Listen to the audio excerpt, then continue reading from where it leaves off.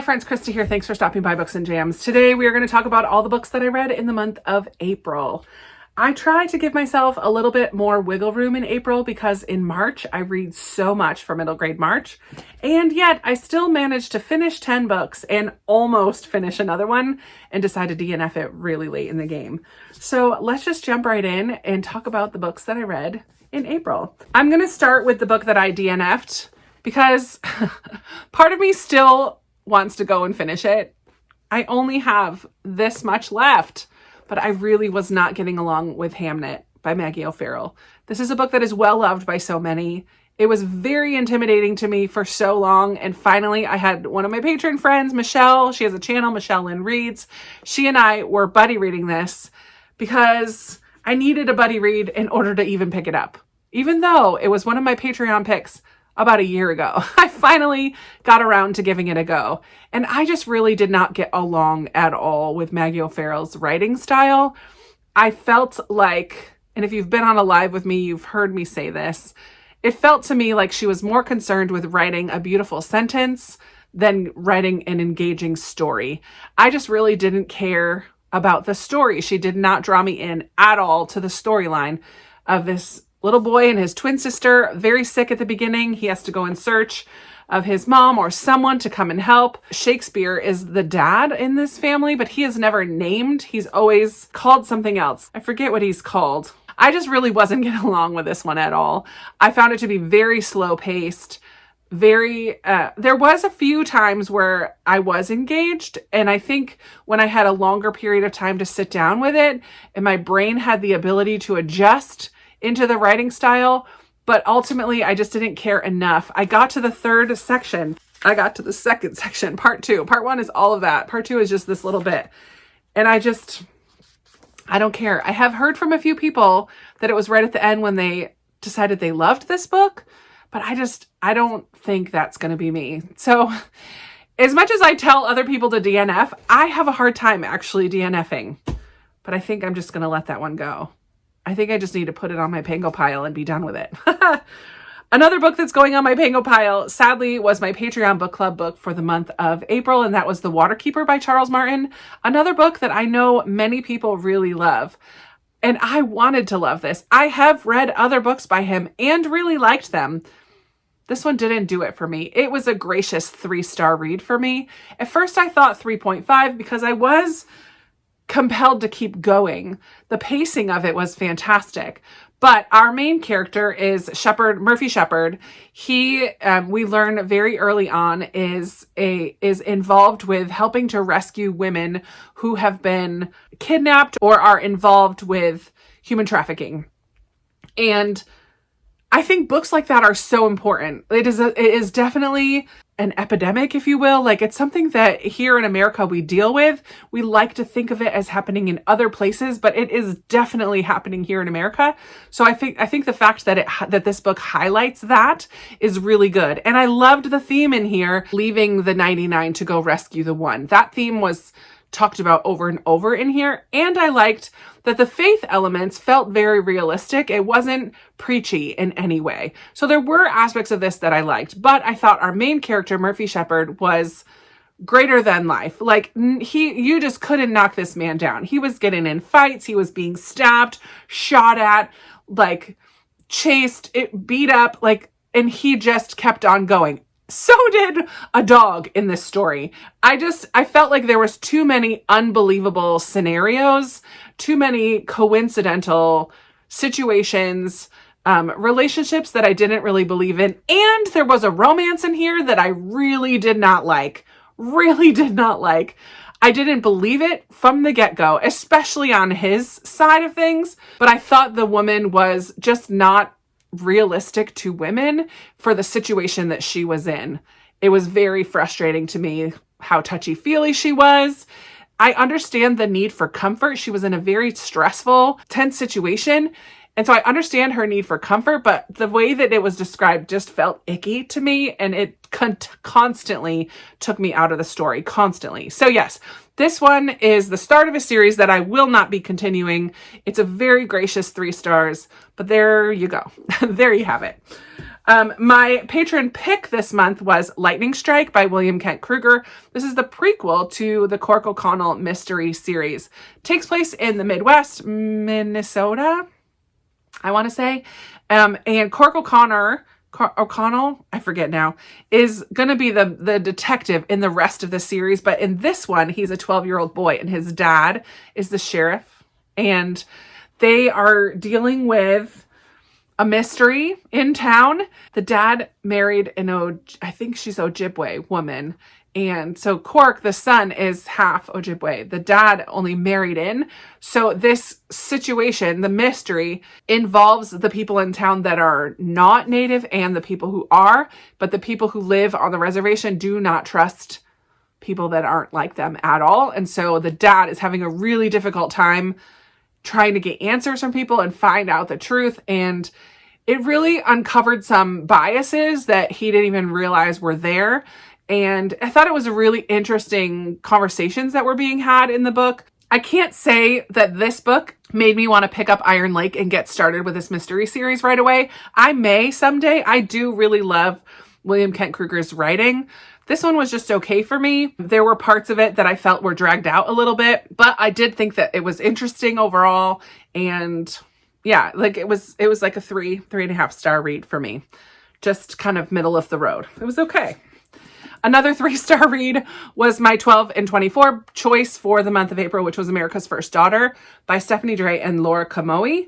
This is the story of Thomas Jefferson's daughter, Patsy, like for many, many, many years. It is so long. It was way too long. By the end, I was completely over it.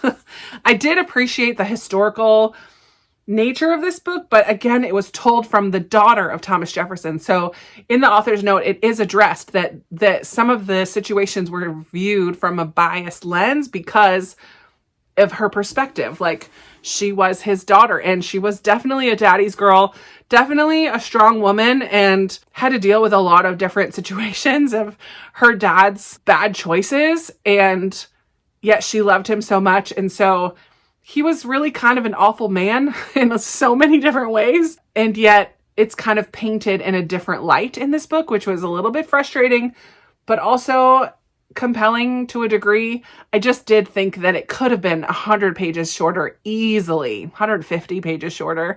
Like, it just got really, really long by the end. But it was interesting. I'm just not going to keep it. And I'm not really eager to pick up more by Stephanie Dray either. I know she has one about Hamilton that I'm not really eager to read. Then for my 5 rolls for Flip and Roll, I read 4 of the 5 books, which is fantastic. So I'll kind of go in order of how I enjoyed them. Death on the Nile by Agatha Christie. I wish I read this in print, because honestly, I was so turned off by the narrator. I hated the narrator of this book. And yet that's just how I listened to it. I mean, that's just how I read it, by listening. So I think listening to it on audio did me a disservice, because honestly, I don't really remember it. I don't remember it at all. I did read it early on in the month, but I'm going to keep it in with my Agatha Christie books, and maybe I'll return to it someday. There's a cruise on the Nile, and a young, pretty girl gets shot. And Hercule Poirot is there, and he solves the crime. Done and dusted. Not my favorite Agatha Christie that I've read so far, and not memorable to me at all. But I think that's because I was just really so turned off by the narrator. But I did read 2 other mysteries this month that I really loved. Cold Clay by Juno Black. Shady Hollow mystery. This is the second in the series. We continue to follow the fox, Vera Vixen, and the bear, Orville. There's a crime very early in the book. The bunnies who work at the orchard are moving some plants around and they discover some bones. So there's an immediate question of what kind of animal are these bones, and who was this animal, and how were they connected to the town, or were they connected to the town? What happened? All of that. Orville is the deputy, but he really runs the sheriff's department. He's a big bear. And Vera Vixen is a reporter and also amateur sleuth. She was involved in the mystery in the first book, and she's also involved in this one. I really found this to be cozy and delightful, very lighthearted, but a good mystery. And I think my favorite is the Raven, the best friend. Vera's best friend is a Raven, and she runs a bookstore that's in a silo. And I'm just picturing this bookstore, and it just sounds so wonderful to me. She also was the voice, the Raven's voice was the one that I didn't like the most on the audiobook of this, but I think she's my favorite character because she just speaks rationally to Vera. She helps to talk her off the ledge. She helps Vera during some emotional outbursts to like rein it in a little. Yeah, I love the Raven. I forget her name, but I love the Raven. Yeah, super fun series. I definitely plan on continuing. And I also really loved The Maid by Nita Prose. I found this to be a delight as well. I just really loved our main character, Molly. She's a little bit different. It never comes right out and says it, but she's socially awkward, has a hard time with change, is very set in her ways, and potentially is on the autistic spectrum, I would say. But she loses her grandma right away in this book and is a perfectionist, potentially has some OCD tendencies, but she is a maid in this hotel and she does her job very well. But one day she's doing her job and comes across a dead body in one of the rooms that she has to clean and gets involved with this mystery. She actually becomes a suspect because of her inability to read people really well, and because of this, the way she thinks about things. The people that are very clearly untrustworthy as a reader, she was still trusting. And so that was an interesting aspect of reading this book, because you're like, stop, Molly, don't trust that person, or don't say anything to them, or they're the one causing all these problems. But she doesn't quite see it. So you're reading from her perspective. I really enjoyed this, and I'm definitely interested in continuing with the sequel, The Mystery Guest, soon, someday. We'll see when. I read 2 Catherine Center books. The one that was on my TBR for the month was Hello Stranger. And I liked this one a little bit less than the other one, which is the ROM Commers, which comes out in June. Look at me reading a Neck Ellie book early. Who even am I? But Hello Stranger is her book that came out, I believe, last year, or maybe the year before. And in this one, we follow a portrait artist who has just won a spot into this competition where she has to paint a portrait of somebody. But just before that, she's in some kind of an accident, and the result of that accident and her injuries is that she has this potentially temporary condition of face blindness, where she cannot recognize people around her. She cannot recognize faces at all. She can't see faces clearly. Her brain doesn't work right, and she can't line them up in her brain. I forget what it's called. So in here, she is determined to continue with her entry into this contest, this competition, and is like trying to figure out a different way of painting since she can't see faces clearly, and it's a portrait competition. In the midst of all of this, 2 men enter her life, one at a coffee shop, one in her apartment building, and she's got a best friend in this situation. And I really enjoyed this when I finished it. I love Catherine Center's writing. I love the way she weaves in some deeper issues into her romances. It's not just a straight rom-com. It doesn't have you laughing all the way through. But the points that Emily made really got me thinking. The best friend in here is kind of awful and makes a decision that was really frustrating as I was reading it, but also didn't feel kind at all. Like, what kind of best friend is this? And also there was a couple other situations that just felt, she's got a stepsister that's just straight cruel to her and has always kind of been antagonistic with her. And it just accelerates when this face blindness situation happens. So there are some things about this that I didn't love. It's definitely not my favorite Catherine Center, but it's definitely compelling and easy reading and enjoyable in the moment. So there's that. I think I ended up giving it 4 stars, and I'm just going to keep my rating, even though there were a few issues with it that I just didn't think about as much when I was reading it. And then I also read the ROM Commers by Catherine Center. This is her newest book coming out in June, and I really enjoyed this one as well. In this one, we follow a young woman who is a caretaker for her father, her ailing father, and has kind of put her own dreams on hold. She had always dreamt of being a screenwriter for movies and had kind of put all of that on hold to take care of her ailing father. But then she gets the opportunity to go work with one of her screenwriter idols, who has written a rom-com movie in order to kind of, as his gateway to writing what he really wants to write or whatever. He's super famous, has some blockbuster hits, and she can't pass up this opportunity to go and work with him because he's written a rom-com that's straight awful, really, really awful. And that's what she writes. So she goes and ends up moving in with this other screenwriter into his humongo house in the Hollywood Hills. And they are, that's the romance between the two of them. That's going to be the romance. He's kind of awful, and the relationship is not super healthy for a good part of this story. He's not really kind, and he makes some really bad choices. But I just loved, I just really enjoyed this one a lot. I couldn't put it down. I was into it the whole time. Did I agree with everybody's choices all along the way? No, I certainly did not. But did I really love this rom-com from Catherine Center? I think one of the best parts about both of these Catherine Center books is the author's note at the end, where she is wholeheartedly in favor of romance books and expounds on why romance is important in our society and why it should not be looked down upon. I just really loved her author's note for both of these books. Chef's kiss. Maybe my favorite part of both of them. And then I have two more kind of wild card books that I read in April. The Invisible Husband of Frick Island by Colleen Oakley was the top choice when I did the try a chapter tag of books that had been recommended to me by a librarian. And I was the most intrigued by the first chapter of this book. And so I continued reading it after that video. In this one, we follow Piper. She lives on a very, very, very small island, population maybe 50 people. Maybe not even that many. And the island is slowly eroding, but the main job of most of the men on the island is to be fishermen. And so her husband goes out early one morning and doesn't return. There's a storm and he doesn't return.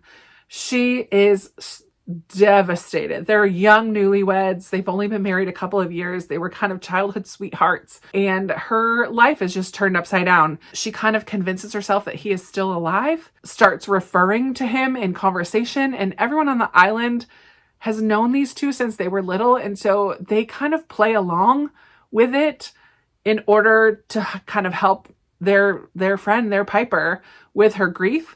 So people will address him even though he's not there, and kind of play along with her delusion that her husband is still alive. A journalist is assigned to write about something from the island, a cakewalk or something, some event that they were having.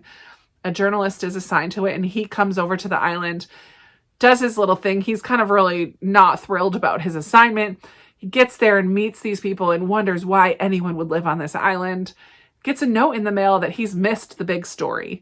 And so he's now trying to look up things about the island, and comes back and he is instrumental in Piper's story as well. It kind of goes from there. I really enjoyed this. I found the pacing to be spot on. I kind of flew through it, wanted to know what was going to happen. Loved the friendship that developed between this journalist and Piper and the other people on the island, and how he was definitely an outsider, but how he tried to work his way in to become an insider and get the inside scoop on things. It definitely drew me in and was compelling. And I love books that talk about grief and all the different ways that people grieve, because there's so many different ways. There's no correct way to grieve. And so it's understandable that this woman would kind of create this delusion for herself so that she wouldn't have to let go and say goodbye to her husband. It just, it was sad at moments, but also funny at moments. And I liked it. I liked it a lot. 4 stars, 4.5. I don't know. I don't remember what I rated it. And finally, I picked up a book off of my shelf of books that were on my TBR earlier this year that I did not get to. And I read the second book in the Thursday Murder Club series. This is The Man Who Died Twice by Richard Osman.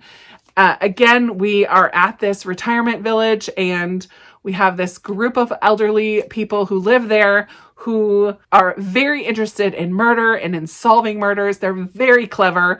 They each bring their own gifts to the table and their own abilities. Early on in this one, an old friend, acquaintance, possibly more connection with Elizabeth, one of our characters, shows up back in her life and asks for help because he's been accused of stealing diamonds. And so he wants Elizabeth and crew to help him hide kind of, and he's kind of hiding from the mob, if you will. And so they get involved with that mystery, and then a body is discovered. And so there's another mystery. There's two mysteries that obviously are going to connect at some point. Definitely delightful, as was the first one. I just love these characters. I love how smart they are. I love how their friendship is at the core of everything that they do, and their respect for each other. I love how they stand up for each other. I just thought that this was a delight, and I cannot wait to read more in this series. It was so, so good. So that's it. These are the ones that I read in April, plus Lightning Strike and the ROM Commers. And a DNF. I shouldn't put that one in the stack. Some great, some amazing, some okay, some not so good.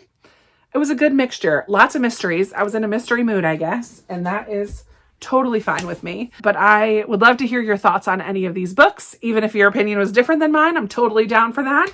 Let's just have a conversation about it in the comments down below. I really appreciate you for watching today and spending a few minutes of your time with me. I look forward to chatting with you in another video very soon. Bye.